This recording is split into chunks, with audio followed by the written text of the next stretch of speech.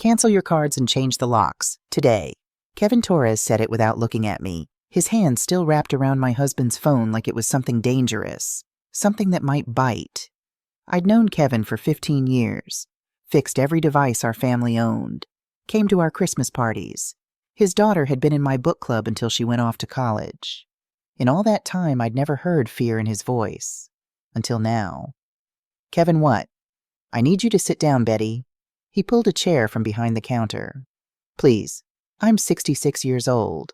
I spent 37 years as a librarian at Portland Public Library, which means I've developed a certain radar for when information is about to change everything. The air gets thinner. Time slows down. Your body knows before your brain catches up. I sat. Kevin locked the front door of his repair shop, flipped the sign to closed, even though it was only 3:30 on a Tuesday afternoon, and came back with my husband Scott's phone in his hands. The screen was perfect now, no more spiderweb cracks across the glass that he'd been complaining about for 3 weeks. But Kevin wasn't smiling about a job well done. When I transferred the data to test the new screen, he said quietly, I found something in his messages, something scheduled to send automatically. Multiple messages, actually, all addressed to the same number. My hands were steady in my lap. 41 years of marriage teaches you to keep your composure, even when the ground is falling away beneath you. Show me. He unlocked the phone I'd given him Scott's passcode earlier, his mother's birthday, the code he used for everything, because my husband wasn't a man who liked complexity and navigated to a feature I didn't even know existed. Scheduled messages. 7 of them queued up like little time bombs ready to detonate over the next 3 months. I read the first one, then the second. By the third, the air in that small repair shop felt too thin to breathe. October 15th, 11 a.m. Insurance policy, $750,000 in the safe. Combination her birthday backward. Death benefit releases in 30 days. That's when I stopped being Scott Richardson's wife and became something else entirely. A woman fighting for her life. But I'm getting ahead of myself. Let me take you back not too far, just enough so you understand what 41 years looks like when you hold it up to the light and realize it's been casting shadows you never noticed. My name is Betty Richardson. I turned 66 last May. Scott threw me a surprise party at our Victorian house on Munjoy Hill, the house we bought when Michael was 3 and I was pregnant with Sarah. The house where we raised 3 children hosted countless Thanksgivings, survived 2 Kit William remodels and 1 flood from a burst pipe that Scott fixed himself at 2 in the morning while I held the flashlight. That house wasn't just bricks and mortar. It was the evidence of our life. Every creaky floorboard, every paint color I'd agonized over, every height mark on the doorframe documenting how quickly our babies stopped being babies. It was all proof that this life was real, was solid, was ours. Scott and I met in 1983. I was 25, working my first real job at the library's reference desk. He was 27, just finishing his residency in dentistry. He came in looking for medical journals and stayed to ask me about the weather, about books, about whether I'd ever tried the Italian place on Congress Street. I remember thinking he had kind eyes, steady hands, the sort of man who'd show up when he said he would, who'd remember your birthday, who'd hold your hair back when you had morning sickness at 3 months pregnant, and tell you that you were still beautiful even though you'd just thrown up scrambled eggs. I wasn't wrong about any of that. For 41 years, Scott Richardson was exactly who I thought he was, until he wasn't. We built what everyone said was a good marriage. Traditional maybe by today's standards, he handled the finances, I handled the home. He made the big decisions about investments and retirement planning. I made them palatable with pot roast and the ability to remember his mother's favorite flowers. It worked. We worked. He practiced dentistry 3 days a week, now talked constantly about full retirement. We had enough saved, he said. We could travel. Finally take that trip to Ireland I'd been dreaming about since our honeymoon got shortened because his practice needed him. Soon, he always said. Soon, Betty, I promise. I believed him. Why wouldn't I? In 41 years, Scott had never lied to me about anything that mattered. Or so I thought. That Tuesday morning, October 8th, the day that split my life into before and after, started like any other. Scott left for his office at 7:30, kissed my cheek the way he had for 4 decades, reminded me to call the plumber about the bathroom sink. I did yoga at the community center, had lunch with my friend Margaret, who talked about her daughter's messy divorce, bought salmon for dinner because Scott preferred the wild-caught kind. Expensive but worth it for the way it made him smile. When I came home, I noticed his phone on the nightstand. The screen was cracked, had been for 3 weeks, and he kept saying he'd take it to Kevin's shop, but never quite got around to it. Scott had been agitated lately, pacing the kit William at night, checking his phone repeatedly. When I asked what was wrong, he smiled that practiced smile I'd seen him use with nervous patients, and said it was just a billing issue with the practice. Nothing to worry about, Betty.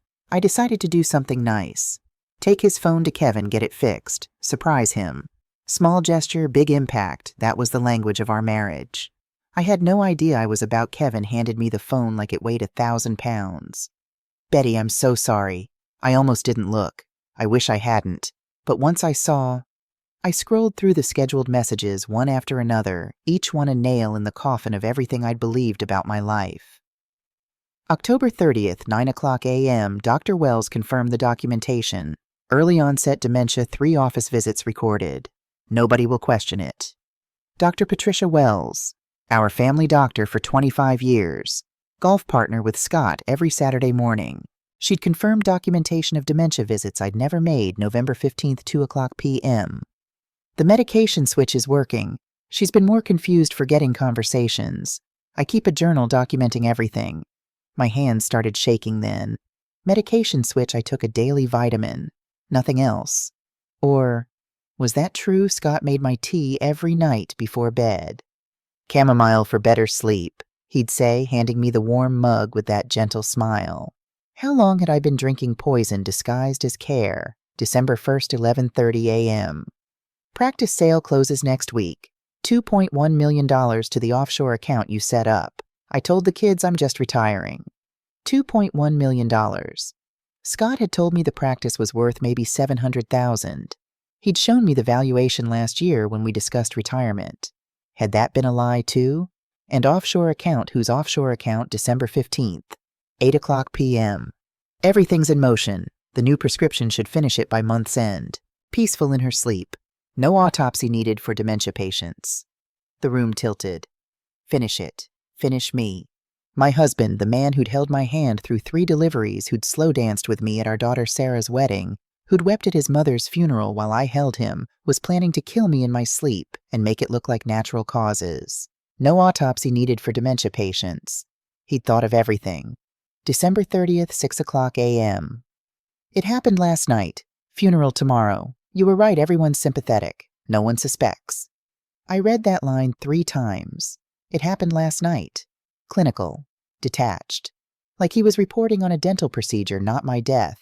Not the end of 41 years. 3 children, 5 grandchildren. A lifetime of small kindnesses and shared silences. And the particular way he liked his coffee, with exactly 2 sugars. No more, no less. The final message made my blood run cold. January 12th, 10 a.m. Probate cleared. Wire transfer complete. See you in Boca tomorrow.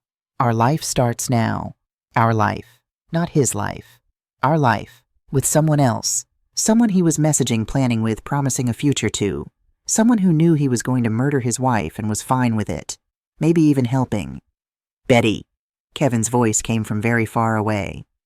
We need to call the police. Right now. I looked up at him. This kind man who'd fixed our laptops and cell phones and tablets for 15 years, who'd taught me how to FaceTime during the pandemic so I could see my grandchildren, who was now showing me proof that my husband wanted me dead. No, I said. My voice sounded strange. Calm. Too calm. Not yet. Betty, if we call the police now, what do we have? Messages on a phone. He'll say they were drafts. Jokes. A story he was writing. I stood up, surprised to find my legs still worked. Scott's a respected dentist. I'm a retired librarian. He's been telling people has memory problems. Who do you think they'll believe? Kevin opened his mouth. Closed it. He knew I was right. I looked back at the phone at the messages that laid out my death like a dentist's appointment. Clinical. Scheduled. Inevitable. I need to copy these, I said. All of them. Screenshots, backups, everything. And then you need to repair this phone perfectly like nothing happened. Can you do that? What are you going to do? I thought about Scott pacing the kit, William, last night checking his phone. Had he been reviewing these messages, making sure they were still queued, planning my murder with the same care he used to plan our summer vacation to Acadia? I'm going to find out who he's sending these to, I said quietly. I'm going to find out exactly how he plans to kill me. And then I'm going to make sure the only funeral that happens in January is the one for our marriage. Kevin photographed every message, sent the screenshots to his encrypted email, created backups. We worked in silence, both of us understanding that what we were doing might be the only thing standing between me and a pine box. When should he pick up the phone? Kevin asked.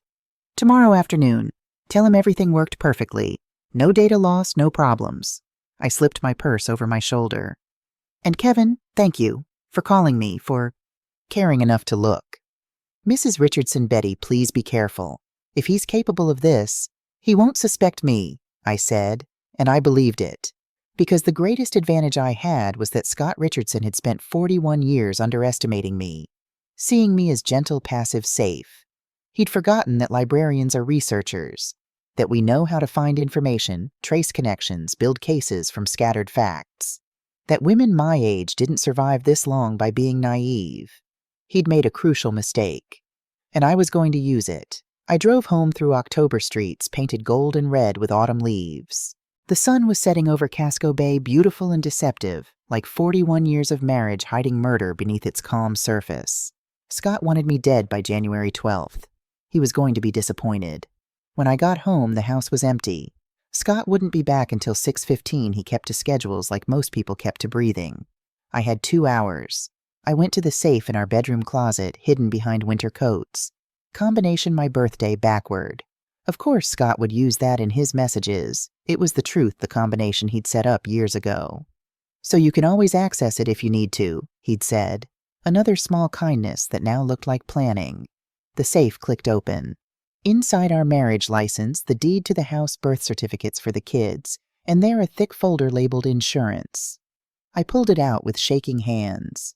Life insurance policy. $750,000 death benefit. Policyholder, Scott Richardson. Beneficiary, Scott Richardson. Insured Betty Richardson. I didn't remember signing this. When had we... I looked at the date. 3 years ago, right after I'd had that bout of pneumonia when I was so sick, I'd barely known what day it was. Had he brought papers to my bedside? Had I signed without reading? Trusting him the way I'd trusted him for nearly 4 decades, I photographed every page. Then I found something else. A leather journal, new the kind sold at Barnes & Noble. My husband's handwriting filled the pages. September 12th. Betty forgot to turn off the stove again. Found it still on when I came home at 6 p.m. Second time this week. I stared at that entry. September 12th. I knew exactly where I'd been that day at a library conference in Boston. I had the hotel receipt in my files, photographs with colleagues' conference attendance records. I'd been nowhere near our stove. September 19th. Asked Betty 3 times what she wanted for dinner. Each time she looked confused, couldn't remember we'd already discussed it. Memory clearly deteriorating. September 19th. I'd been babysitting Emma's children in Cape Elizabeth. Emma could verify every minute of that day. September 26th. Betty got lost driving home from yoga class. Called me crying, didn't recognize our street. Had to talk her through the route. September 26th. I'd been at a yoga retreat in New Hampshire with Margaret. We'd shared a room. Every entry was a lie. Every single one. Scott had been building a paper trail of my supposed dementia, creating a narrative that would make my death unsuspicious. Expected. Sad, but not criminal. The journal shook in my hands. Not from fear, from rage. This man I'd loved for 41 years. This man I'd supported through dental school by working 2 jobs. This man I'd nursed through kidney stones and a cancer scare and the death of his father. This man I'd given 3 children to had slept beside for nearly 15,000 nights. This man had spent months systematically building a case for my incompetence so he could murder me without consequences. I photographed every page of that journal. Then I put everything back exactly as I'd found it, closed the safe, adjusted the winter coats. Scott couldn't know I'd been here. Couldn't know I suspected. Not yet. I went to my laptop, opened Scott's email. I'd known his password for years. His mother's birthday, same as everything else. He'd never bothered to hide his accounts from me. Why would he? I was just Betty, his agreeable wife who never questioned, never pried. I scrolled through his inbox. Emails from the dental practice, confirmations for tea times, newsletters from investment firms. Nothing unusual. Then I noticed a folder I'd never seen before, practice management. I clicked it open. Buried among legitimate emails about scheduling and supplies, I found it. A thread from 3 months ago addressed to someone named R. Morgan. Subject partnership proposal, Rachel. The contract is ready for your review. Once this is finalized, we can move forward with the partnership. I've attached the financials you requested. As you can see, the practice is quite profitable, more than enough for both of us. Looking forward to our future together. Scott Partnership. R. Morgan. Rachel Morgan. I opened the attachment. The financial statement showed the practice was worth $2.1 million, exactly the number in the scheduled message. But it didn't match what Scott had shown me last year. Not even close. At the bottom of the document, Asset Liquidation Timeline, January 2025. January, the month I was supposed to die. I searched for more emails from Rachel Morgan. Found 7, each one more damning than the last. June 15th. Scott, I appreciate your discretion regarding the personal aspects of this transition. As we discussed, a clean break from your current situation will make the sale and relocation much simpler. I'm looking forward to our new arrangement. Current situation. He meant me. August 3rd, I've reserved the condo in Boca Raton. 2 bedrooms, ocean view as you requested. We can close on it as soon as your affairs here are settled. I'm attaching the listing photos. I think you'll approve. I clicked the attachment. A luxury condominium, all white marble and floor-to-ceiling windows overlooking the Atlantic. $1.8 million according to the listing price. To be purchased with money from Scott's practice sale and presumably my life insurance. I took screenshots of everything. Emailed them to myself at an address Scott didn't know about. Cleared my browser history. My phone buzzed. Text from Scott. Working late tonight. Don't wait up. Love you. Love you. I stared at those 2 words until they stopped looking like language and started looking like what they really were. A lie he'd been telling for months. Maybe years. Maybe our entire marriage. I texted back, okay. I'll leave dinner in the fridge. XOXO. Hugs and kisses. The shorthand of 41 years of intimacy now revealed as the last words of a woman my husband planned to murder. I sat at my laptop as the sun set over Portland, painting our bedroom in shades of gold and red, and I made a decision. I wasn't going to be a victim. I wasn't going to wait for Scott to poison me, to make me look crazy, to steal my life and my death, and rewrite our history as a tragedy instead of a crime. I was 66 years old. I'd spent 37 years helping people find information, answering questions, solving research problems that seemed impossible until you knew where to look. Scott thought he was playing chess while I played checkers. He was about to learn I'd been studying the board the whole time. I just needed to find out who Rachel Morgan really was, and then I'd know exactly how to beat them both. The next morning, I drove to Portland Public Library, the building where I'd worked for 37 years. I knew every corner, every database, every research resource. More importantly, I knew the people. Betty Marion Andrews, the head reference librarian, looked up from her desk with genuine pleasure. What brings you in missing us already? Marion had been my closest colleague for 20 years. We'd worked together on countless research projects, shared coffee breaks, commiserated over difficult patrons. If anyone could help me now, it was her. Can I talk to you in your office? It's private. Her smile faded. Of course. Come on. We sat in her small office overlooking Congress Street. I chose my words carefully, giving her a version of the truth that wouldn't sound insane. I think Scott is planning something financial, possibly planning to leave me. I kept my voice steady. He's been secretive about money lately, and I found emails with a business partner, a woman named Rachel Morgan. I need to know who she is, but I need it done quietly. Marion's expression sharpened. She'd worked with me long enough to know when something was wrong. What do you need? Everything you can find on Rachel Morgan. Public records, professional history, anything available through our databases. Marion turned to her computer. Let's see what we can find. What we found over the next 3 hours was worse than I'd imagined. Rachel Morgan, age 38. Business consultant specializing in medical practice acquisitions. Based in Boston originally, but had relocated to Portland 8 months ago. Divorced, no children. Professional LinkedIn profile showing 15 successful practice sales in the past 5 years. She's local now, Marion said, clicking through to property records. Bought a condo downtown 6 months ago. Pearl Street overlooking the harbor. Paid cash $600,000. Where would a business consultant get that kind of money? Marion gave me a look. Want me to dig deeper? Please. By noon, Marion had traced Rachel Morgan's financial history through public records and professional registries.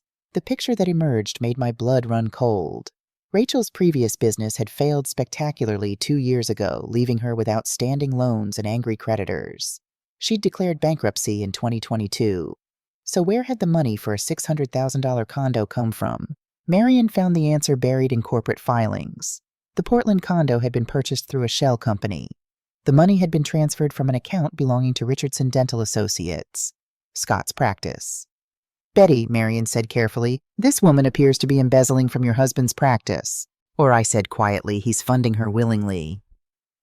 I thought about those emails, the Boca Raton condo, the new arrangement. Scott had given Rachel Morgan $600,000.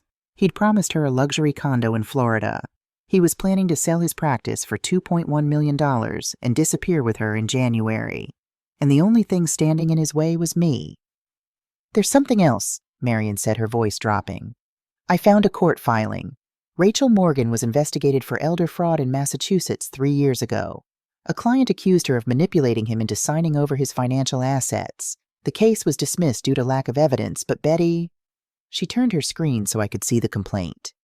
An 82-year-old widower had claimed Rachel had befriended him, gained his trust, then convinced him to make her power of attorney and transfer his investment accounts.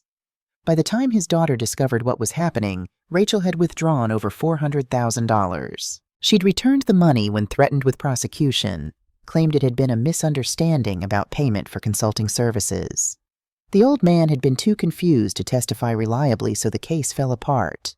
But the pattern was there. Rachel Morgan targeted vulnerable people, the elderly, the desperate, the people no one would believe. She got close to them, gained their trust, took their money. And when they became liabilities, she disappeared. Betty, Marion's hand covered mine. What's really going on? I looked at my friend of 20 years, this woman who'd shared countless coffee breaks and inside jokes, and the small intimacies of long professional friendship. Could I tell her the truth, that my husband was planning to murder me, that this woman was probably helping him? I found messages on Scott's phone, I said slowly. Scheduled messages to Rachel Morgan about what happens after I'm gone. About liquidating assets. About starting a new life together in Florida. Marion's face went pale.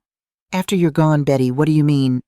I mean Scott has been documenting fake memory problems, creating a paper trail of dementia I don't have. I mean our family doctor has records of appointments I never attended. I mean I found a journal where Scott recorded incidents that never happened. I pulled out my phone, showed her the photos of the journal entries alongside my receipts and calendar, proving I'd been elsewhere. I mean my husband is planning to kill me and make it look like natural causes, and Rachel Morgan is helping him. The words hung in the air between us, too horrible to be real and too documented to be fiction. Marion stared at the evidence, her hand over her mouth. We need to call the police, right now, and tell them what? That I found messages that could be explained as drafts or jokes, that my husband has been researching dementia care, which he could say was out of concern for me, that he's given money to a business partner, which is perfectly legal. I shook my head. I need more, Marion. I need proof of what they're actually planning, how he intends to do it. When? I need evidence so solid they can't talk their way out of it. How are you going to get that? I thought about Scott coming home tonight, about sitting across the dinner table from a man who wanted me dead, about pretending everything was normal while I gathered the evidence to save my own life. I'm going to become what Scott thinks I already am, I said. Invisible, harmless, a woman he's already dismissed as weak and forgettable. I looked at Marion. And while he's congratulating himself on how clever he is, I'm going to find out every single detail of his plan. And then I'm going to dismantle it piece by piece. I left the library with a plan. A dangerous plan, but the only one I had. First stop, Dr. Patricia Wells. I made the appointment myself, told the receptionist I needed to discuss some test results. Got a slot for 2 o'clock that same afternoon. There were perks to being a patient for 25 years. While I waited, I organized my evidence. Hotel receipts from the Boston Library Conference, photos with colleagues, timestamps visible, text messages with Emma about babysitting her kids, registration confirmation from the yoga retreat in New Hampshire, Every piece of documentation that proved I'd been elsewhere when Scott's journal claimed I'd been home confused, deteriorating. I'd spent 37 years building research cases. I knew how to construct an argument, how to anticipate counterpoints, how to present evidence that couldn't be dismissed. Doctor. Wells was about to learn that Betty Richardson wasn't the confused elderly woman in those fabricated records. The medical office smelled like antiseptic and the fake lavender they pumped through the air system. I'd been here dozens of times over the years. Flu shots, annual checkups, that terrifying week when they thought I might have breast cancer before the biopsy came back benign, and Scott held me while I cried with relief. How many of those memories were real? How many had Scott been calculating behind his kind eyes, wondering when would be the most profitable time to kill me, Betty? Dr. Wells came out personally to greet me, which wasn't standard. We'd known each other long enough to be friendly. We weren't close friends, but we exchanged Christmas cards, made small talk at community events. Come on back. In the examination room, she pulled up my chart on her computer. So you wanted to discuss some test results. I don't show any recent labs in your file. I wanted to discuss my cognitive assessment results, I said calmly. From the 3 appointments in September, Dr. Wells frowned at her screen. Yes, I was going to call you about those. Betty, I have to be honest, the results are concerning. You scored significantly below. I was never here. The room went quiet except for the hum of the computer. I'm sorry. I pulled out my folder, laid the first document on her desk. September 12th. Your records show I was here at 2 p.m. for cognitive screening. This is my hotel receipt from the Boston Marriott. This is my conference badge from the New England Library Association annual meeting.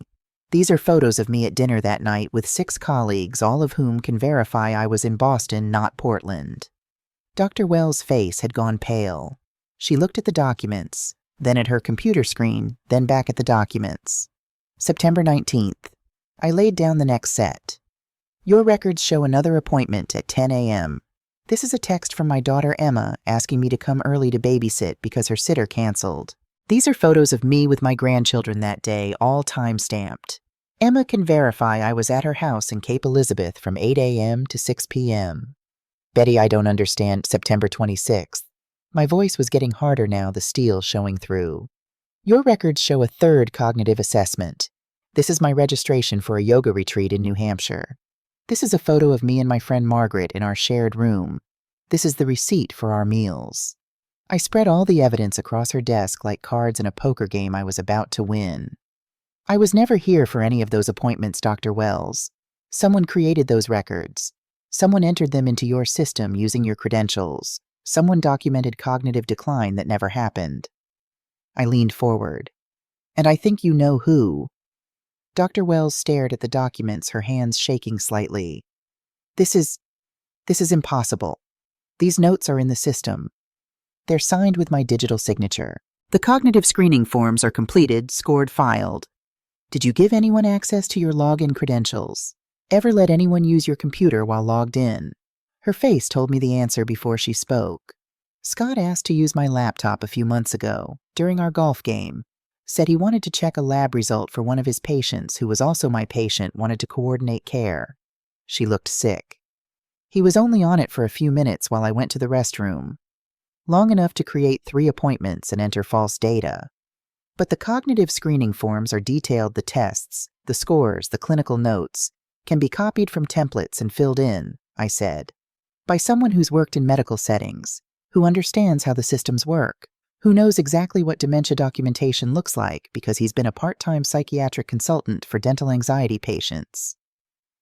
Doctor. Wells was staring at her screen, clicking through my supposed medical records with growing horror.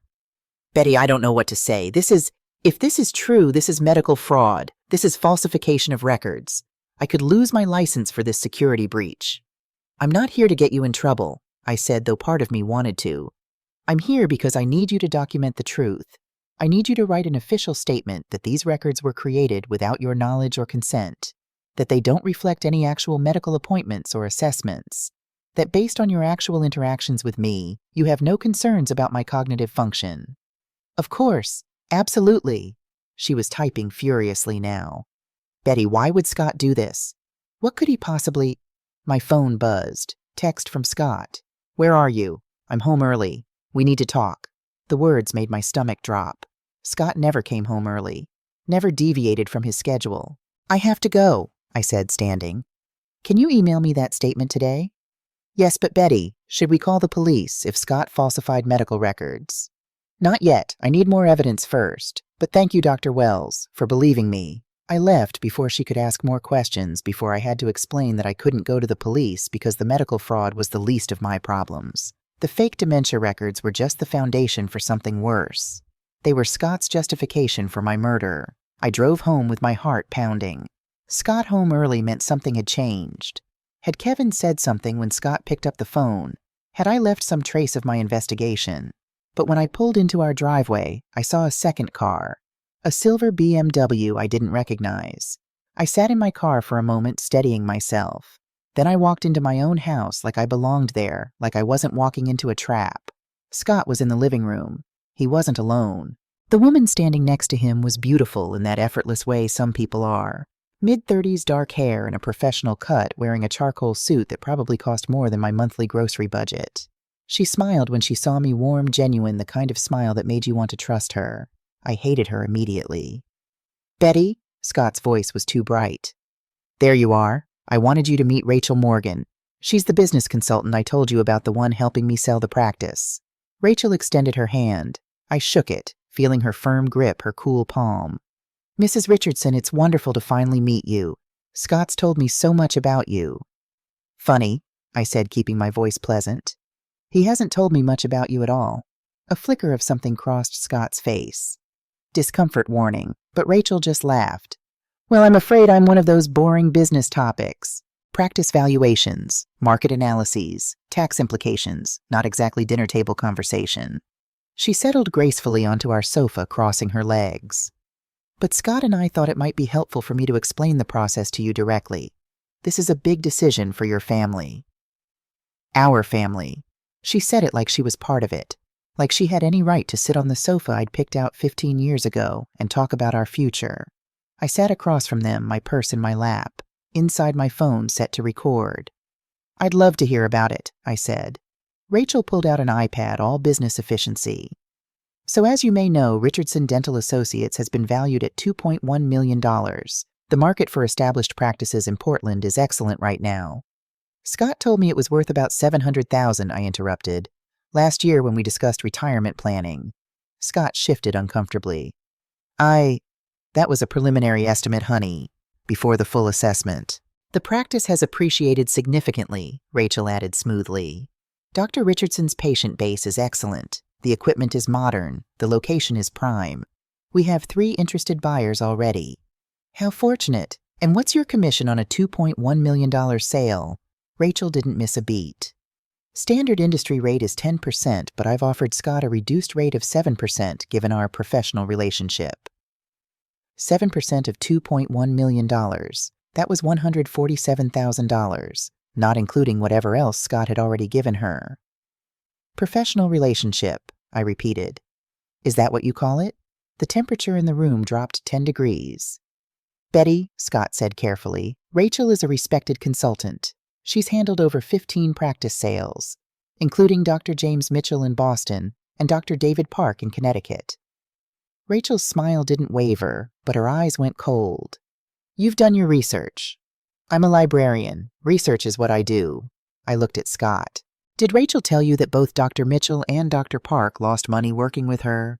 That Mitchell's wife filed for divorce and accused Rachel of fraud? That Park's practice sale fell through and he's still working at 73 because he can't afford to retire?"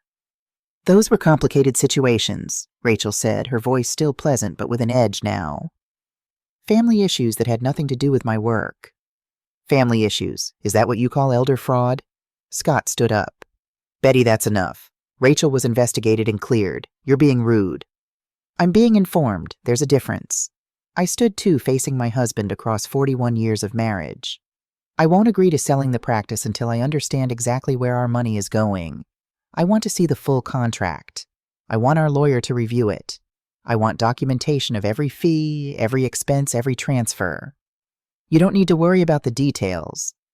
"Yes, Scott, I do, because it's our money, our life savings, our retirement." I looked at Rachel. Unless you're planning to retire without me. The silence that followed was like ice cracking. Rachel stood smoothing her skirt. I think I should go. Let you two discuss this privately. She picked up her iPad, her briefcase. Scott, we'll talk tomorrow. Mrs. Richardson, it was interesting to meet you. After she left, Scott and I stood in our living room, two people who'd shared this space for 4 decades, suddenly strangers. What the hell was that? He asked. That was me asking questions, like a wife should when her husband is making decisions about millions of dollars. I kept my voice level. When were you going to tell me the practice was worth 3 times what you claimed? I didn't want you to worry. About having too much money, that's an odd thing to worry about. About the tax implications, the legal complications. I'm not stupid, Scott. The words came out harder than I intended. Don't treat me like I am. His face changed then. Something cold moved behind his eyes. I've never treated you like you're stupid. I've protected you from stress. There's a difference. Protected me or kept me ignorant so you could do whatever you wanted with our money. Our money, I built that practice. I spent 40 years drilling cavities and doing root canals. You worked part-time at a library. The contempt in his voice was like a slap. I'd worked full-time until the kids were born, then part-time, so I could be home when they got out of school. I'd sacrificed career advancement so Scott could build his practice without worrying about childcare or dinner, or whether someone would be home when Michael had the flu, and he'd just reduced all of it to part-time at a library. Get out, I said quietly. What? Get out of this room. I need space. I need to think. Scott's jaw tightened. This is my house too. Then I'll leave. I walked out, grabbed my car keys, drove away without looking back.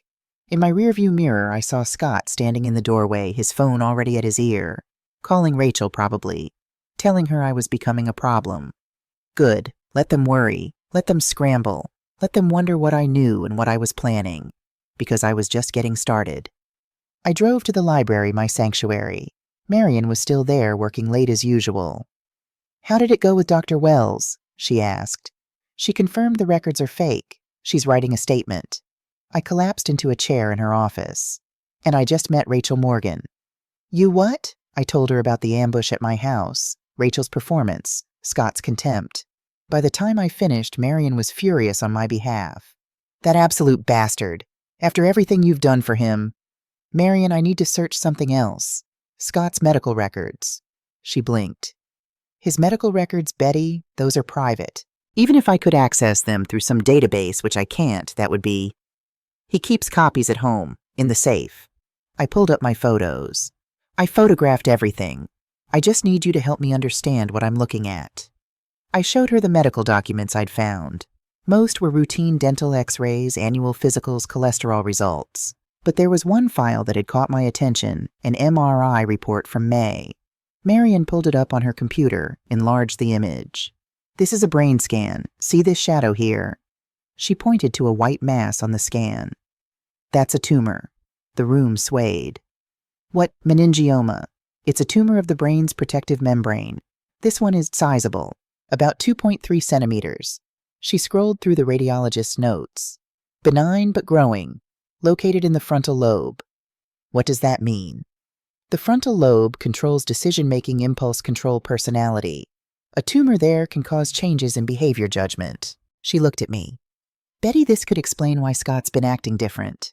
I thought about the past 6 months. Scott's restlessness. His sudden risk-taking with money. His affair with a former patient, something that violated every ethical code he'd spent a lifetime following. His plan to murder me instead of just asking for a divorce. What's the treatment? I asked. According to this, the neurosurgeon recommended surgery within 6 months. That was back in May. It's October now. Has he had the surgery? Marion checked the file. There's no follow-up scheduled, no surgical notes. It looks like he refused treatment. Why would he refuse? Fear denial, or... She hesitated. The notes say there's a risk of personality changes post-surgery. Some patients resist because they're afraid of losing themselves.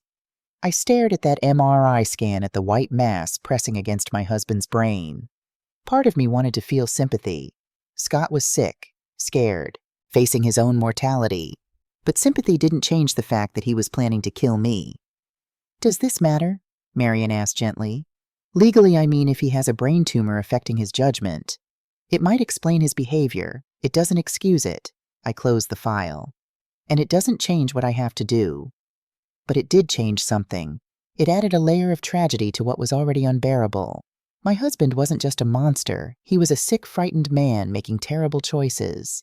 A man who'd probably convinced himself that killing me was somehow logical necessary, the only way out of an impossible situation. I thought about Scott at night lying beside me, knowing he had a tumor, knowing it might be changing him, knowing he should get treatment but too afraid to face it. Had he looked at me and thought, she doesn't deserve to watch me deteriorate? Better to end it quick. Or had the tumor simply made it easier to choose money and Rachel over 41 years of marriage I didn't know? And right now I couldn't afford to care. That night I went home late, found Scott already in bed reading on his iPad. We didn't speak. The silence between us was new, 41 years of easy conversation replaced by careful distance. I got ready for bed in the bathroom, moving through routines that felt foreign now. When I came out, Scott was at the kitchenette in our bedroom making tea. "Chamomile," he said, not looking at me. "For better sleep." He handed me the mug. Steam rose from it, carrying the scent of chamomile and honey. And something else. Or was I imagining it? "Thank you," I said. I went to bed, placed the mug on my nightstand. Pretended to read while Scott settled beside me, his warmth familiar and terrifying. "Betty," he said after a while. "About earlier. I'm sorry I said that about your job. It wasn't fair." "No, it wasn't. I'm just stressed about the practice sale, making sure everything goes smoothly." He reached over, squeezed my hand. "I want this retirement to be perfect for us. Travel, time with the grandkids, finally getting to relax." His hand was warm, solid, the same hand that had held mine through 3 deliveries, countless dinners, decades of small intimacies. The same hand that had been putting poison in my tea. "Drink your tea before it gets cold," he said gently. I picked up the mug, brought it to my lips, took the smallest sip. "I'm actually not that sleepy," I said, setting it down. "I think I'll read a bit longer." Scott's face showed the briefest flash of irritation before smoothing back to concern. "You've been having trouble sleeping lately. The tea really helps." "I know. I'll drink it in a bit." I read for another hour, or pretended to. Eventually, Scott's breathing deepened into sleep. I waited 30 more minutes, then got up carefully. Took the tea mug to the bathroom. Poured half into a small jar I'd hidden in my toiletry bag. Sealed it carefully. The other half I poured into the toilet, flushed, rinsed the mug. Tomorrow I'd take that sample to a lab. Pay cash. Get it tested. I needed to know what Scott was giving me. How much. How dangerous it was. I needed evidence that would stand up in court. The next morning I found an independent laboratory on the outskirts of Portland. Paid cash. Used a fake name. "We're testing for a suspected poisoning case," the technician said, looking at my sample. "I'll need to know what substances to screen for." "Sedatives," I said. "Sleeping medications. Anything that could cause confusion, memory problems." "That'll be our standard tox screen plus extended panel for hypnotics. Results in 3 days." 3 days. I had to survive 3 more nights of Scott's bedtime tea. That evening I developed a routine. Accept the tea. Pretend to drink. Pour it into plants when Scott wasn't looking or down the bathroom sink.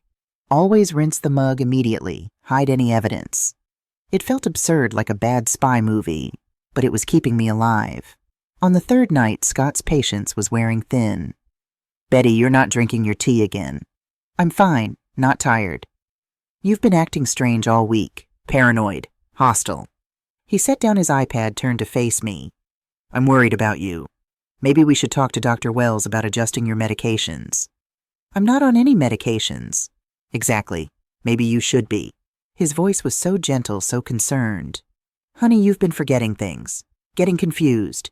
Acting irrationally, accusing Rachel, questioning our finances, not sleeping.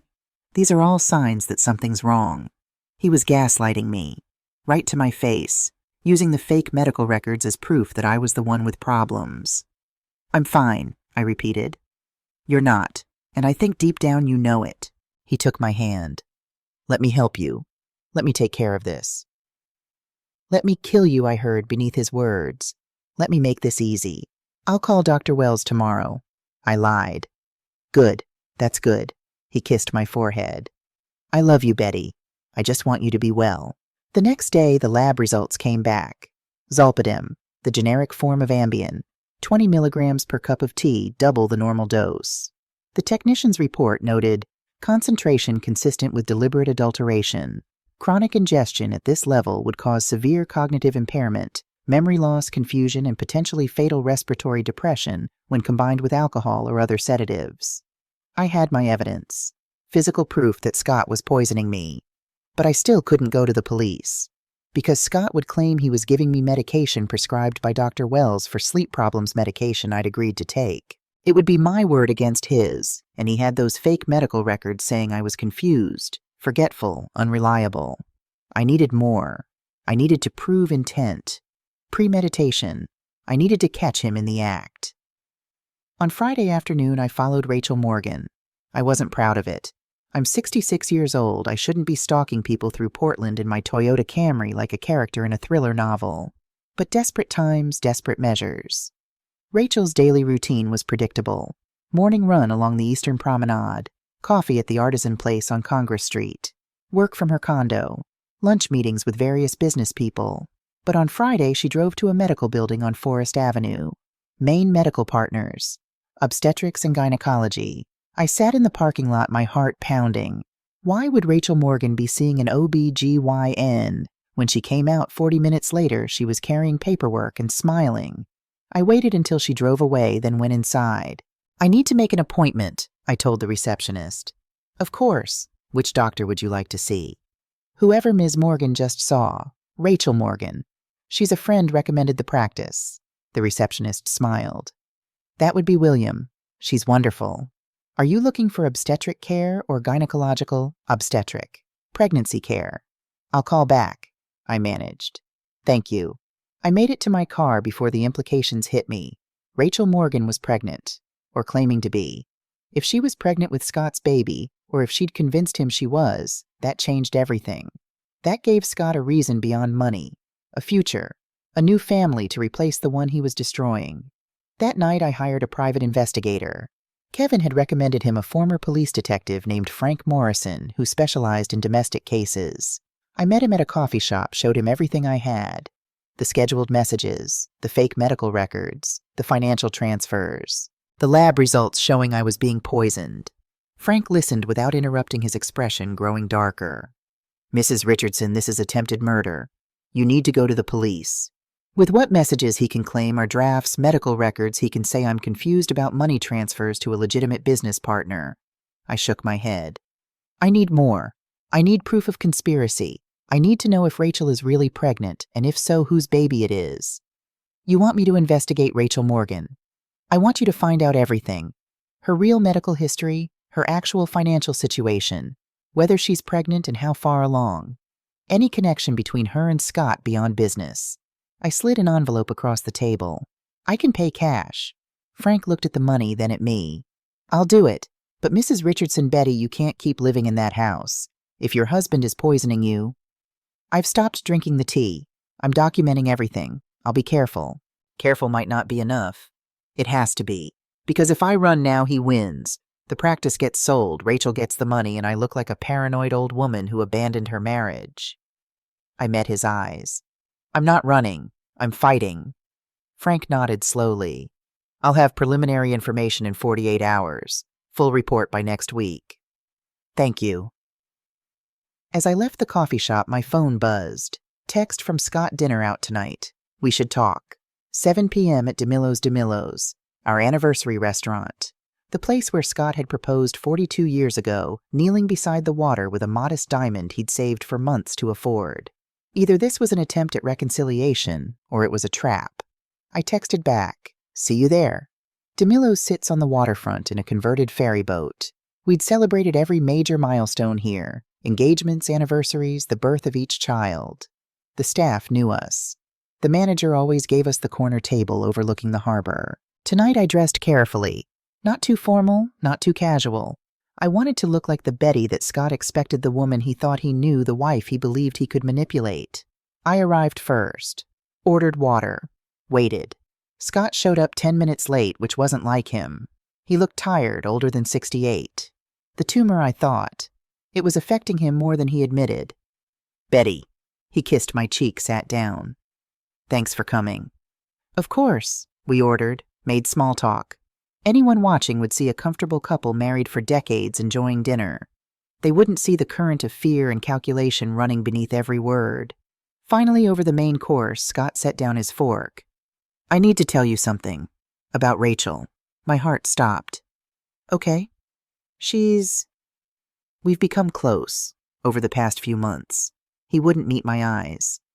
"Closer than a professional relationship should be." "I know." That made him look up. "You know?" "I've known for weeks, Scott. The question is why you're telling me now." He looked genuinely surprised, then almost relieved. I didn't know how to say it. I've been carrying this guilt. The word tasted bitter. "That's what you call it, Betty. I never meant for this to happen. Rachel and we just connected. She understands things about me that—" He stopped. "I'm not blaming you. You're a wonderful wife. You've been everything I could ask for, but somewhere along the way, I lost myself. The pressure of the practice, watching my body age, knowing my best years are behind me." "So you had an affair?" "Yes." He reached for my hand. I let him take it, feeling the familiar warmth of his palm against mine. "And I'm sorry.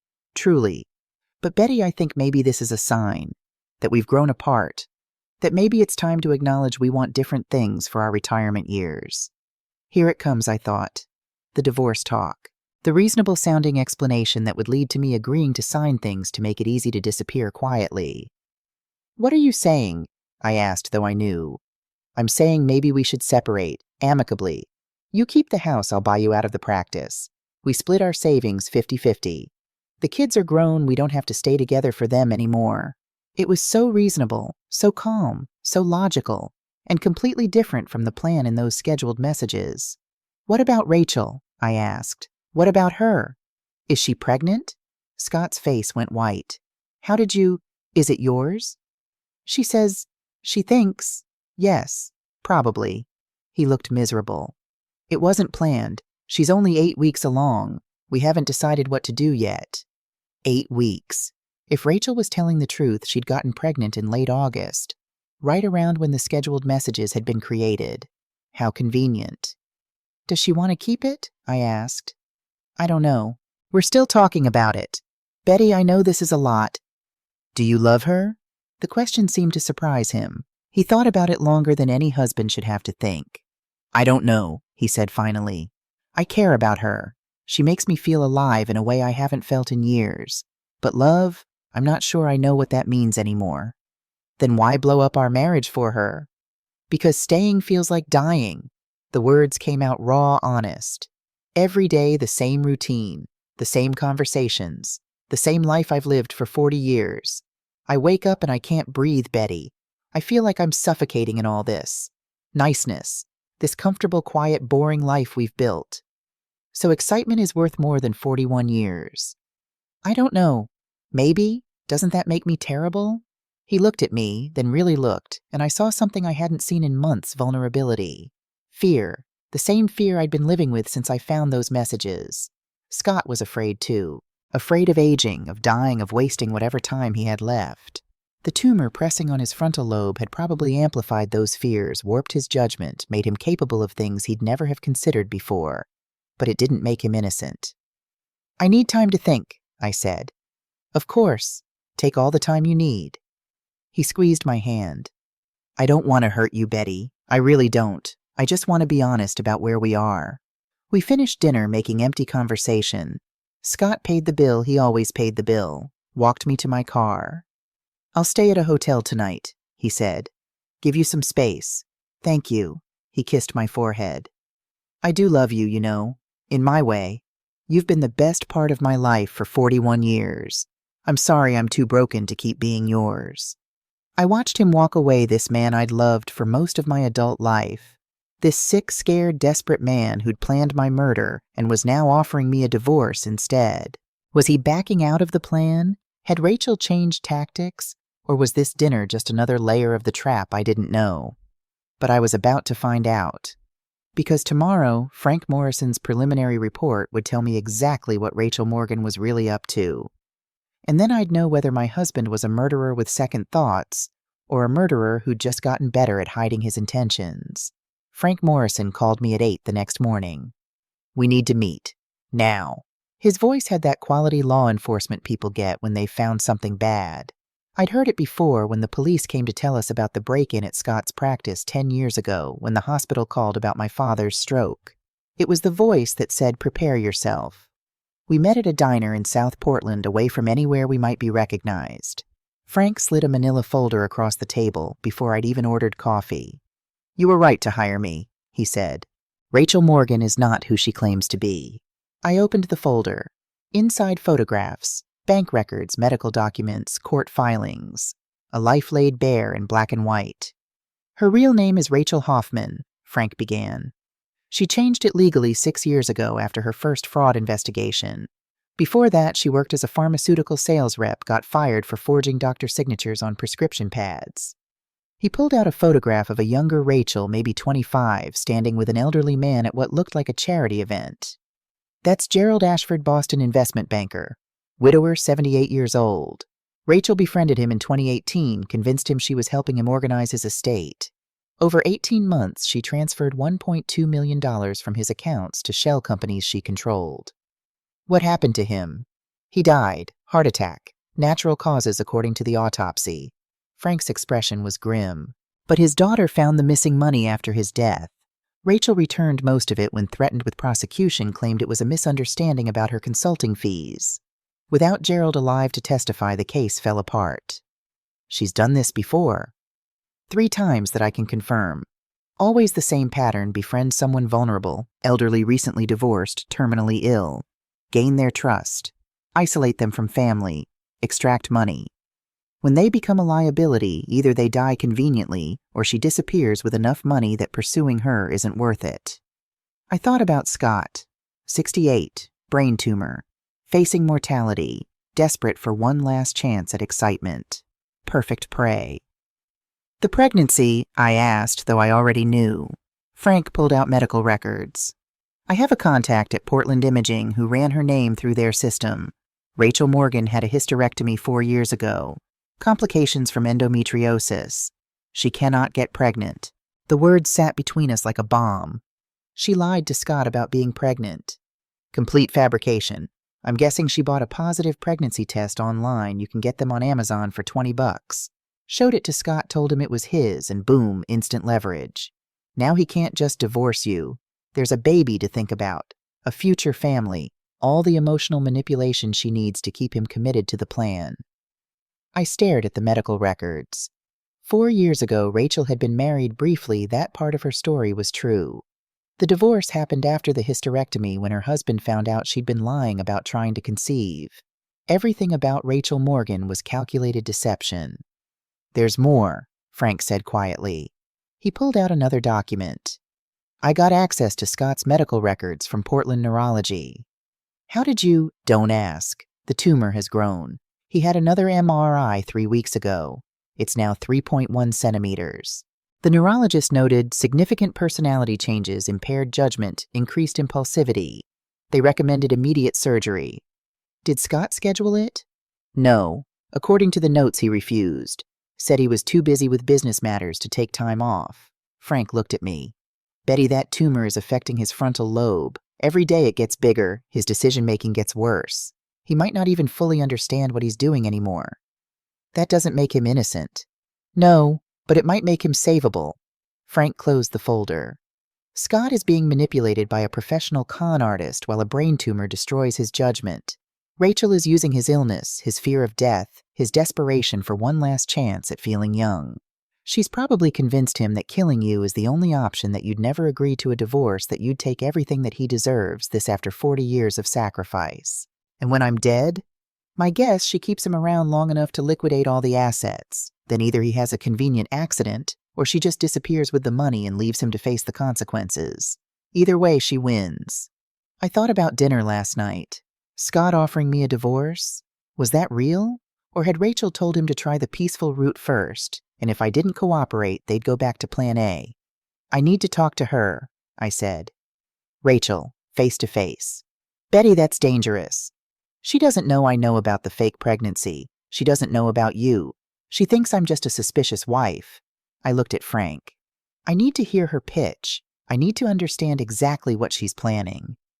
And then I'm going to give her enough rope to hang herself. I called Rachel myself. Used the number from Scott's phone. Mrs. Richardson.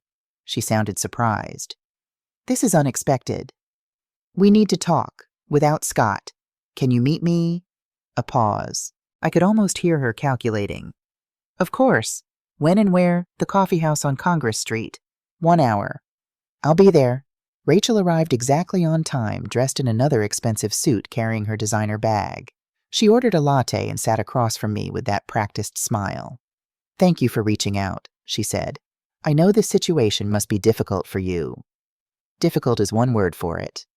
Scott told me about your dinner last night, about his offer to separate amicably. She stirred her latte. I think that's very mature of both of you. Is it because a week ago you were at my house telling me about practice sales and business partnerships? Now suddenly it's about a divorce. Things have evolved. Because you're pregnant with his child. Her expression didn't change.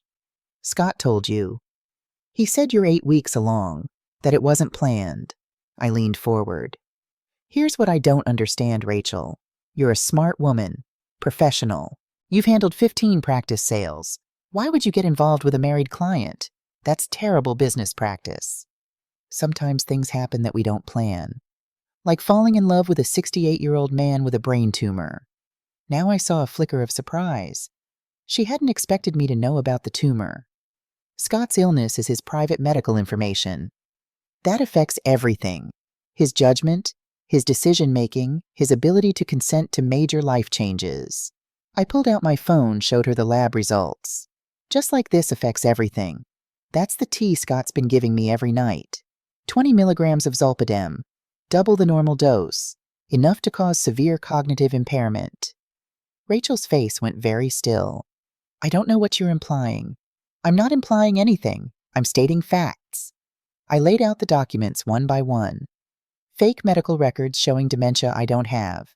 A journal documenting incidents that never happened. Financial transfers of over $600,000 from Scott's practice to your accounts. An offshore account opened in June. And scheduled messages to you detailing what happens after I die. Her hand tightened on her latte cup. Mrs. Richardson, I think you're confused. I'm the least confused I've been in months. I met her eyes. I know what you are, Rachel. I know about Gerald Ashford. About the previous doctors you've targeted. About your real name being Hoffman. About your fraud investigations. Those were all cleared. And I know about the hysterectomy 4 years ago. So unless you've had a medical miracle, that baby you're carrying doesn't exist. The mask dropped. For just a second, I saw the real Rachel Morgan, cold, calculating absolutely without remorse. Then she smiled. Well, you have been busy. She set down her cup. I underestimated you, Mrs. Richardson. That won't happen again. What's your end game? You get Scott to kill me, take the insurance money and practice sale proceeds, then what? He has an accident. Or do you just disappear? I haven't decided yet. Depends on how useful he remains. She shrugged. Honestly, Scott is exhausting. All that guilt and hand-wringing. The tumor makes him even more emotional. I preferred Gerald, at least he was already senile. Less tedious. The casual cruelty of it took my breath away. You're admitting you've done this before. I'm admitting nothing that you can prove. This conversation isn't being recorded. I check for devices. She gestured at her phone on the table. And even if it was all I've done is speak hypothetically. Nothing criminal about that. Scott will testify against you. Will he? A man with a brain tumor affecting his judgment who's been having an affair who's facing attempted murder charges, I don't think his testimony will carry much weight. She leaned back. No, Mrs. Richardson. If you go to the police, here's what happens. You look like a paranoid wife. I look like a business consultant who got dragged into a messy divorce. Scott looks like a sick, desperate man who maybe wrote some things he didn't mean. No one goes to jail. Everyone just gets embarrassed. Except I'll still be alive. True, which is why I'm going to make you an offer. She pulled out a document from her bag. This is a divorce settlement. Scott keeps the practice and 70% of the marital assets. You keep the house and 30%. Both of you walk away, no one files charges, and I disappear. Clean break. You want me to help you rob me. I want you to be pragmatic. You're 66 years old. You could spend the next 5 years fighting this in court, destroying your family's reputation, putting your sick husband in prison, or you could take $400,000, keep your house, and move on with your life. She slid the papers across the table. What's it going to be? I looked at the settlement. It was comprehensive, professional, probably legally binding. I picked it up, read it slowly, then I tore it in half. Here's my counteroffer, I sassy said. You disappear right now. Leave Portland. Leave Scott. Return every dollar you've taken from him. If you do that, I won't press charges. Rachel laughed. Or what, you'll go to the police with your theory, your fake evidence. It's not a theory, and the evidence isn't fake. I pulled out my own phone. You were right that this conversation isn't being recorded, but that conversation was. I played the audio. Rachel's voice crisp and clear. Honestly, Scott is exhausting. I preferred Gerald, at least he was already senile. Her face went white. That's inadmissible. Is it? I'm pretty sure confessing to elder exploitation is relevant. I stopped the playback. And this wasn't our only conversation. I have everything, Rachel. Every email, every financial transfer, every scheduled message. Dr. Wells' statement about the fake medical records. Lab results proving I'm being poisoned. A private investigator's report on your entire history. I stood up, looked down at her. The police won't just embarrass you. They'll charge you. And this time you won't be able to return the money and walk away, because this time someone died or almost died. Me. And I'm not confused. I'm not senile. I'm a 66-year-old woman who spent 37 years as a librarian, which means I know how to build an airtight case. Rachel's hand shook as she reached for her latte. What do you want? I want you to confess everything to Scott. Tell him about the fake pregnancy, about your real history, about how you've been manipulating him. I leaned down. And then I want you to get in your car and drive until you're out of Maine. Because if you're still in this state by midnight, I'm calling the police. And this time, Rachel Hoffman Morgan, you're going to prison. I left her sitting there, probably calculating whether I was bluffing. I wasn't. I spent the afternoon preparing for war. First stop, my lawyer. Ronald had handled our wills and estate planning for 20 years. I showed him everything, the scheduled messages, the fake medical records, the poisoning evidence, Frank Morrison's report. Betty, this is attempted murder. You need to call the police immediately. I will, but first I need you to do something. I pulled out documents I'd prepared. I'm changing my will. Everything goes to a trust for the grandchildren with Michael as executor. Scott gets nothing. I want it filed today, legally binding before anything else happens. Done. What else? I need a restraining order ready to file, and I need you to prepare a statement for the police, everything documented chronological with all evidence attached. If anything happens to me, I want it to go directly to the DA's office. David's face was grave. You really think Scott would go through with it? I think Scott is being manipulated by a professional con artist while a brain tumor destroys his judgment. I think he's desperate and scared and not thinking clearly. I think if Rachel pushes hard enough, yes, he might actually try to kill me. Then don't go home tonight. Stay somewhere safe. I can't, because if I run, they win by default. I met his eyes. I need to end this. Tonight. Next stop, the police station. I met with James, no relation to my lawyer. Showed her everything. Watched her face change as she read through the evidence. Mrs. Richardson, this is extensive. You've documented everything. I'm a librarian. Documentation is what I do. We'll need to bring your husband in for questioning, and Rachel Morgan. This is conspiracy to commit murder fraud, possibly more charges, depending on what we find. Can you wait until tomorrow morning? I need tonight to confront Scott one last time. I need him to know the truth, that Rachel lied about everything, that he's been manipulated. I need him to understand what he almost did. Detective William hesitated. Mrs. Richardson, I can't let you put yourself in danger. I won't be in danger. I'll have my phone on an open line with my friend Marion. She'll be parked outside, ready to call 911 if anything happens. And I won't be alone with Scott for more than an hour. I pulled out the recorder Kevin had given me. I'll record everything. If Scott confesses to the plan, you'll have direct evidence. Not just the messages, but his own words. She didn't like it, but she agreed. 1 hour. If we don't hear from you by 9 p.m., we're coming in. Final stop home. I spent 2 hours setting up. Hidden camera in the living room positioned to capture the entire space. Recorder in my pocket. Phone connected to Marion's on an open line. Marion parked down the street in her car, ready to call for help. I made dinner. Pot roast, Scott's favorite. Set the table. Opened a bottle of red wine. Then I waited. Scott came home at 6:15. Exactly on schedule. "Betty, you here, in the dining room." He appeared in the doorway, surprised to see the table set, dinner ready. "What's all this dinner? I thought we should talk." I gestured to his chair. "Sit, please." He sat slowly, wary now. "Is this about the divorce? It's about the truth." I poured wine into both our glasses. "I need you to tell me everything, Scott, from the beginning. When did you first?" Scott picked up his wine glass, set it down without drinking. "Why are you doing this?" "Because 41 years of marriage deserves honesty, even at the end." I cut into the pot roast. "When did you meet her?" He sighed. Ran a hand through his hair, a gesture I'd seen 10,000 times. "February. She came to the practice, said she specialized in dental practice sales.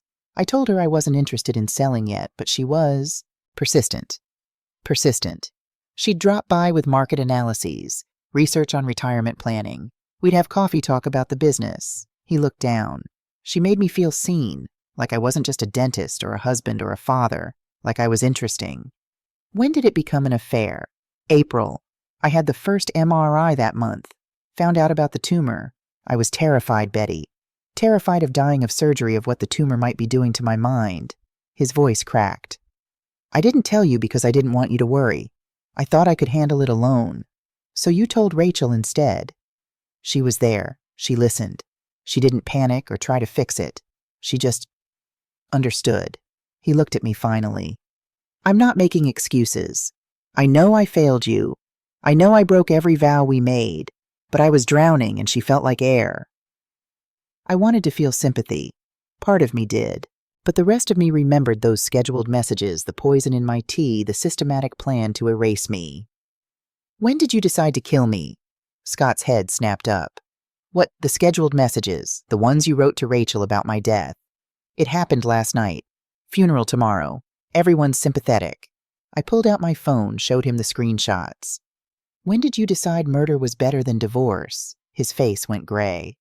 "How did you—" "Those messages were scheduled to send after I died." "Yes. I found them when I took your phone to Kevin's for repair." I watched him process this. "Did you think I wouldn't find out that I'd just drink your poisoned tea every night until I stopped waking up?" "Betty, those messages weren't I didn't mean. The zolpidem in my chamomile tea, 20 milligrams, every night for 2 months. I showed him the lab results. You were slowly poisoning me, Scott, making me confused, making me seem incompetent. So when I finally died, no one would question it." He was shaking now, his hands trembling on the table. "I never gave you," Rachel said, "they were just sleeping pills to help you rest." "Rachel gave them to you. She said you'd been complaining about insomnia, that Dr. Wells had prescribed them, but you kept forgetting to take them. She said putting them in your tea would help you sleep better, help your memory improve." He stopped. Oh God, Betty, she was lying." "About more than that." I pulled out Frank's report. "Rachel can't have children. She had a hysterectomy 4 years ago. The pregnancy is fake." "No, I saw the test. She showed me. You can buy positive pregnancy tests on Amazon. She's not pregnant, Scott. She never was." I spread the documents in front of him. "Her real name is Rachel Hoffman. She's targeted 3 men before you, elderly, vulnerable, desperate. She gains their trust, takes their money, and when they become liabilities, they die. Or she disappears." Scott read the documents with growing horror. His hands shook as he turned the pages. "Gerald Ashford, $1.2 million, heart attack." His voice was barely a whisper. "The other doctors, the fraud investigations." He looked up at me. "She told me she loved me." "She told you what you needed to hear, because that's what she does." I leaned forward. "Scott, you have a brain tumor affecting your judgment.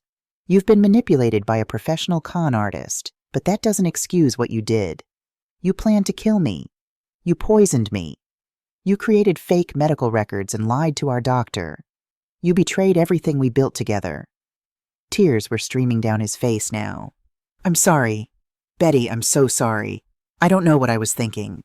The tumor, the fear Rachel in my ear telling me it was the only way. He reached for my hand. Please, please, I never wanted to actually hurt you. I just wanted out. I wanted to feel young again, to have one more chance before I died. So you decided to kill me for it.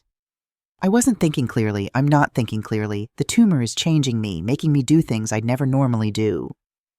The tumor didn't write those messages. The tumor didn't put poison in my tea. You did that, Scott, you. He buried his face in his hands. What happens now? Now you tell me the truth. All of it. When were you planning to do it? The final dose. The one that would actually kill me. I don't know. Rachel kept changing the timeline. First it was going to be November, then December, then... He looked at me, his face destroyed.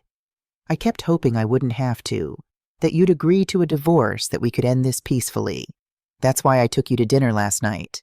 I was trying to give you a way out. A way out of being murdered by my husband. How generous. Betty, where's Rachel now?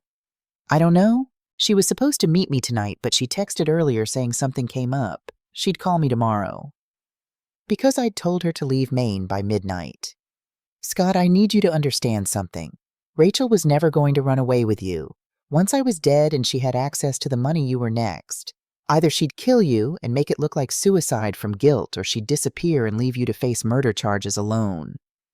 But she said she loved me. She lied about everything. The pregnancy, her past, her intentions, all of it.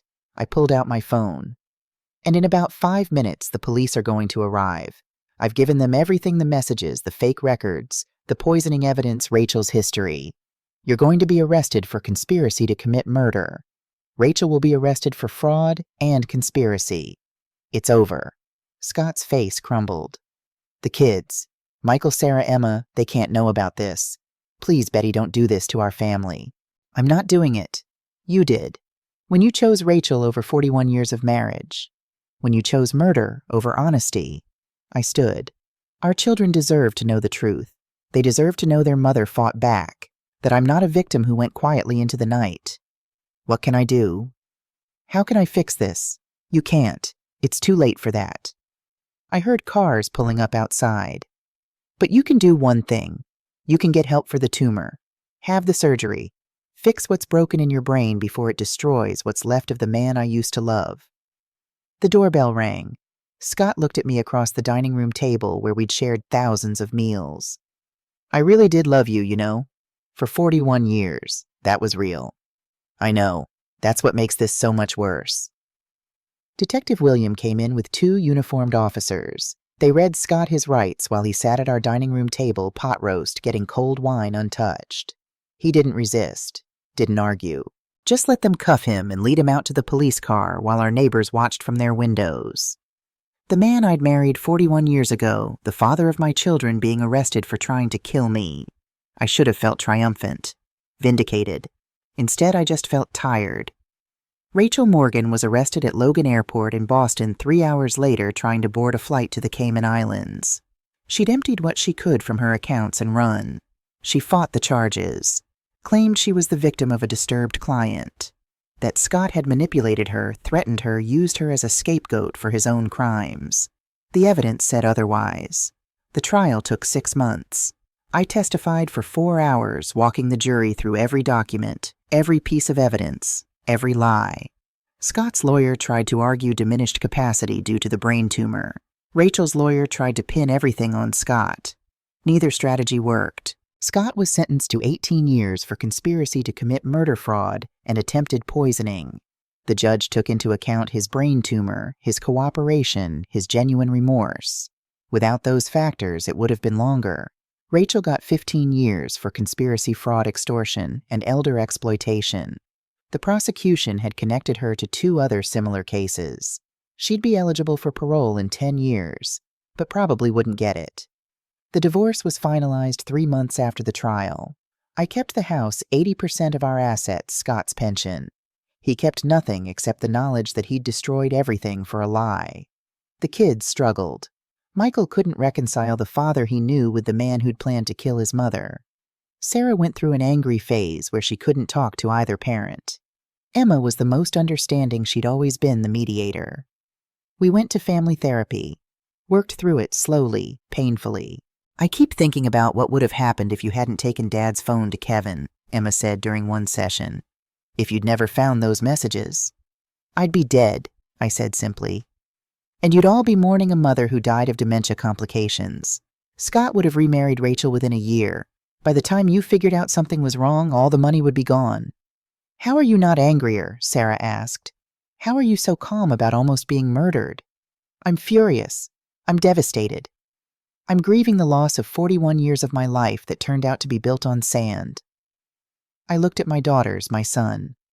But I'm also proud, because I fought back, because I'm sitting here alive with you, because I refused to be the victim everyone assumed I'd be. 6 months after the trial, I sold the Munjoy Hill house. A young family bought it, a couple with 3 kids who reminded me of Scott and me 40 years ago. They loved the height marks on the doorframe, the kit Williamide remodeled the Victorian character. I hoped they'd be happier there than we were. I bought a condo downtown. 2 bedrooms, floor-to-ceiling windows overlooking Casco Bay. Modern, clean, entirely mine. No memories, no ghosts, just possibility. I started teaching self-defense classes for women over 60 at the community center. You're never too old to fight back, I'd tell them. Your age is an advantage. People underestimate you. Use it. I volunteered at the library helping Marion with digital literacy programs. We started a support group for elder abuse survivors. I shared my story not for entertainment, but to help others recognize the warning signs. I dated. Nothing serious, a retired teacher named Robert. The irony wasn't lost on me, a widower from book club. Companionship without commitment. Conversation without compromise. I discovered I liked living alone. Liked making decisions without consulting anyone. Liked the silence and the solitude and the freedom to be exactly who I was. I wrote a memoir. The Last Chess Move came out a year after the trial. It became a bestseller in the true crime category. I did interviews, podcast appearances, speaking engagements. Women would come up to me afterward crying. My husband is doing the same thing to me, telling me I'm confused, making me feel crazy. How did you know to fight back? I knew because I refused to accept his version of reality, I'd tell them. Trust your gut. Document everything. Don't be afraid to be the crazy, paranoid wife. Better to be wrong and alive than right and dead. 1 year after the sentencing, I visited Scott in prison. It took me 6 months to work up to it, to decide what I wanted to say. He looked older, smaller. The surgery to remove the tumor had been successful, but the damage was done. He'd never practice dentistry again, never walk free again. We sat across from each other in the visitor's room, separated by plexiglass and 41 years of shattered history. How are the kids? He asked. Healing, slowly. They visit you, right? Michael comes once a month. Sarah came once, hasn't been back. Emma writes letters. His voice cracked. I destroyed them, didn't I? You destroyed the family we were. But we're building something new. I paused. Michael's in therapy. Sarah's dating someone who treats her well. She's learning what a healthy relationship looks like. Emma's considering law school. They're going to be okay. Because of you. Because you fought back. He looked at me through the glass. I think about that a lot. About how close I came to actually killing you.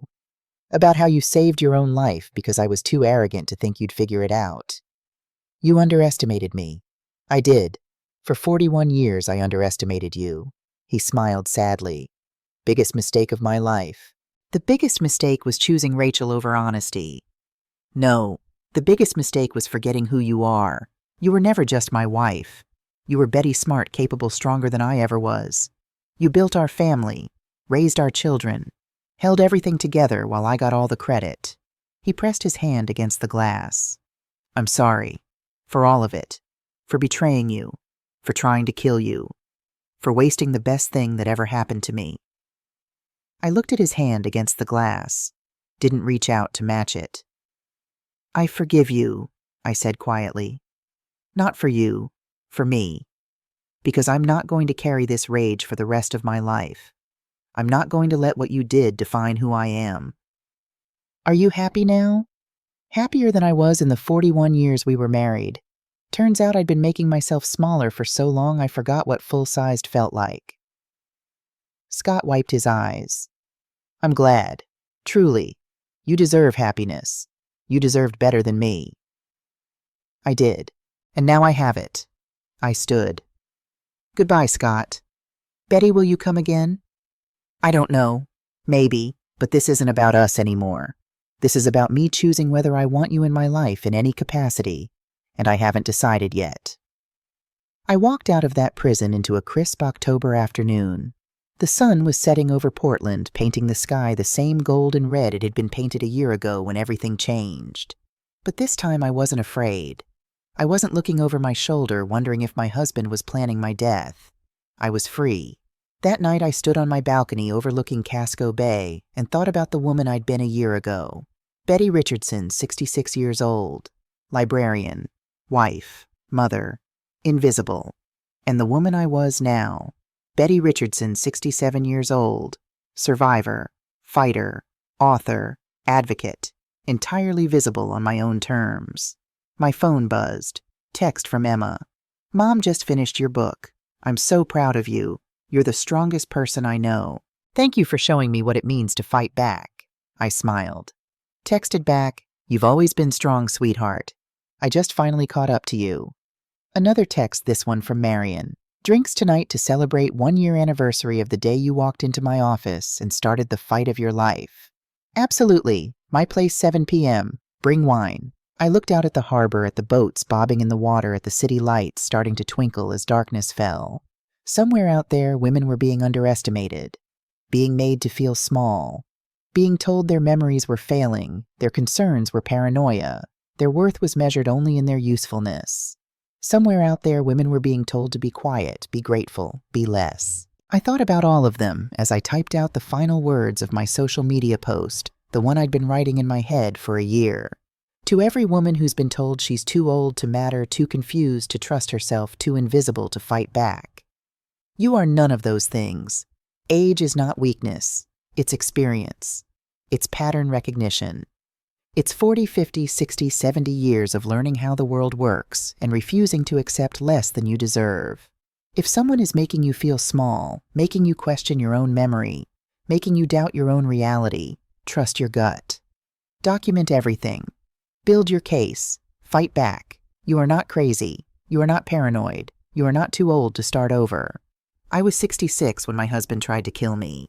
I'm 67 now, living my best life in a home that's entirely mine, with friends who value me doing work that matters. He thought he could erase me, make me a footnote in his story of finding new love and new life. He forgot that I'm not a footnote. I'm the whole damn story. And so are you. Don't wait for permission to save yourself. Don't wait for someone else to validate your fears. Don't wait until it's too late. The pen is in your hand. Write your own ending. You're stronger than they think. Trust me, I know. Betty Richardson, author of The Last Chess Move. Survivor fighter, and proof that it's never too late to take back your life. I hit post. Within an hour, it had been shared 10,000 times. Women from across the country, across the world, commented with their own stories, their own fights, their own victories over people who'd underestimated them. I'm 72 and just left my husband of 50 years. Thank you for showing me it's not too late. My daughter is trying to declare me incompetent so she can control my finances. Your story gave me the courage to fight back. I'm 68 and starting a business. Everyone told me I was too old. Reading your story reminded me I'm just getting started. I read every comment, responded to dozens, connected with survivors, with fighters, with women who refused to be invisible. And I realized this was my legacy, not the 41 years I'd spent as Scott's wife, not the children we'd raised or the house we'd built. This, right here, women finding their voices because I'd found mine. Marion arrived at 7 with 3 bottles of wine and a cake that said "Still Alive Bitches" in pink frosting. We laughed until we cried. Toasted to survival, to fighting back, to the particular joy of proving everyone wrong.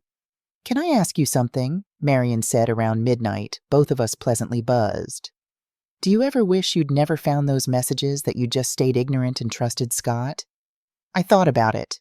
Really thought about it.